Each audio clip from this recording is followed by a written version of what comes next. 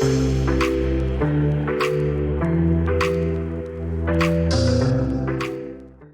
my name is Courtney James with Acuity Advisory Corp, and I'm here today with Al Kroontje, the CEO and Director of San Lorenzo Gold Corp. Hi, Al. Hey, hi, Courtney. How's it going? Well, it's going really well, thanks. It's been a real great week and a half for San Lorenzo. It has been. Yeah, so on March 3rd, I know that you put out some really incredible news about the company, and it's been great to see the market reacting favorably toward that. I'm hoping maybe you could start by introducing San Lorenzo and then touching on the latest news that went out. Sure. So San Lorenzo has a flagship property called Salvadora. It's located just south of the El Salvador mine in Chile, kind of midway between Santiago and the northern border of Chile. It's a flagship property of ours that we've held for a number of years, 7, and have done a sporadic drilling on over those years, 4 different campaigns. And we just finished a 5th campaign that included 6 holes. This is a very interesting property located in the megaporphyry belt of Chile.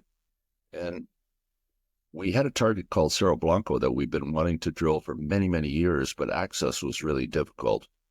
So here in the fall, we finished an access road into it, about 7 kilometers of road, and we were able to drill 3 holes into the Cerro Blanco target. During that time, we also did a 3-hole program on another target called Arco de Oro. Going back to Cerro Blanco, it's a rather large porphyry target, many kilometers square. The drilling program that we undertook was more of a recon program where the 3 holes, in fact, were widely spaced, approximately half a kilometer apart from each other. And they were drilled to correspond to both surface sampling, surface geochem, in other words, and IP, induced polarity response, where we saw significant chargeability on that IP. We released the assays from 1 hole at that target on Monday last, and we also released the assays from a hole drilled at Arco de Oro, which is on the Salvador property as well, but it's a different target. Those results were quite wonderful, and on the weekend I did a presentation to kind of introduce the world to San Lorenzo. We had never done a public presentation before. So now San Lorenzo is more in the public eye, shall we say, and we're looking forward to getting results from the other holes that we drilled and undertaking a very aggressive drilling program there. Could you talk to me a little bit about what this aggressive drill program looks like in 2025 coming up here? You bet. We were lucky that all of the warrants that we had outstanding that expire on March 13th, were exercised. So we've just cashed up the company with $1.5 million.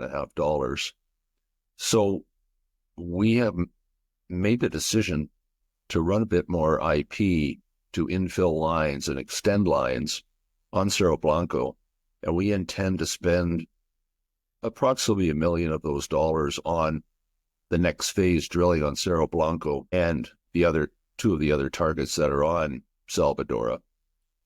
What that really means is drilling to the east of the 3rd hole that we drilled, where the most significant IP anomaly exists. Couldn't get there because of surface access problems. We had a limited budget in our last drilling program. That isn't the case now. So we're thinking 3 holes on each of 3 targets, and that would be Cerro Blanco and Tres Amigos, which is a swarming epithermal system that is high grade, high in copper values, and our Arco de Oro program target as well, which is a swarming epithermal system again that has high grade gold. It's great to hear that you guys are cashed up for this upcoming program and that you have some more options available that weren't there for your previous one. Well, that's right. The last program was funded internally through debt that we made convertible at 20 cents. When the stock was trading at 6 or 7 cents. So shareholders have a good shot at some gains here. We're very happy with the results so far and anticipate drilling here within a quarter or 3 months or so with about 9 more holes. Because of the warrant exercise, we are cashed up to do that. And so we don't have to go to the market right now to do a financing. That's great. And I know you yourself, you've gone to the project and you've visited the site a few times, correct?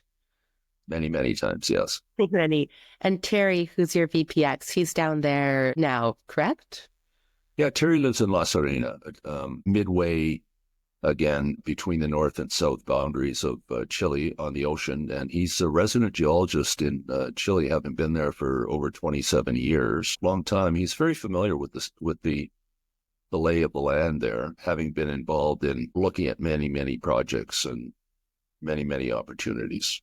That's a huge asset to have on your exploration team then. Probably more than huge. It's essential, is what I would say. And he's obviously very familiar with the terrain and he's picking some great targets. Well, he sure is. So we're fortunate because the elevation at Salvadora ranges from about 1,750 to 2,250 meters above sea level.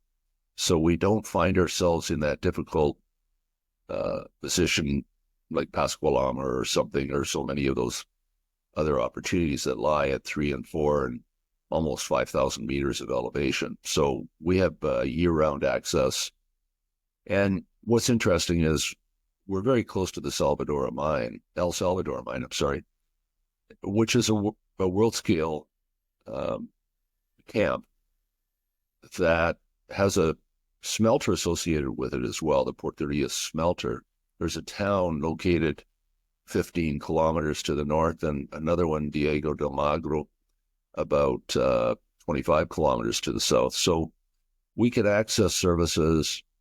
There is a high voltage power line runs along the north edge of the property. That's the power line that services the Porteria smelter. And in fact, there's a river, not a big river, that runs along the north edge of the property as well. So we're in a very advantageous location. No doubt. Yeah, there's a paved road to the edge of the property. So we're very fortunate when it comes to all of that. I feel like that's rare for a lot of companies that are in the exploration phase in Chile. It seems like you're, have that competitive advantage there. Well, sometimes that's overlooked, the ability to be able to drive right to the edge of the property and have high voltage power there is quite significant, and to be able to get services and to be able to operate year round. So yeah, we're very fortunate. How do you find the jurisdiction there? Like, is it easy to get permits and to operate? Yes, many people don't know this, but Chile provides the world with more copper on a percentage basis than OPEC does oil. Copper is a very, very integral part of the Chilean economy. We are not influenced by Aboriginal type claims. We're able to get permitting done within 30 days. We've never had any problems. So jurisdictionally, it's quite good. The Chilean government has a company called INAMI that is charged with encouraging mine development. And so it truly is a friendly jurisdiction when it comes to mining, especially for copper and gold.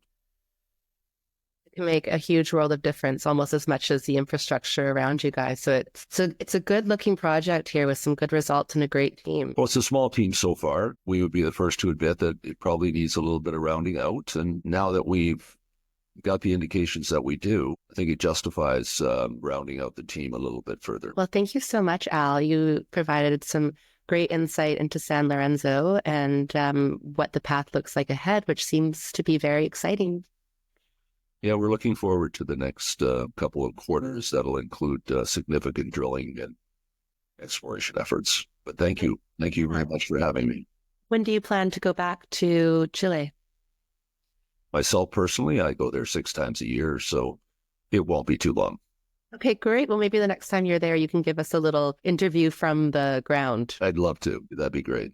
Perfect. Well, have a great rest of your day, Al. Thank you so much. Okay, thanks, Courtney.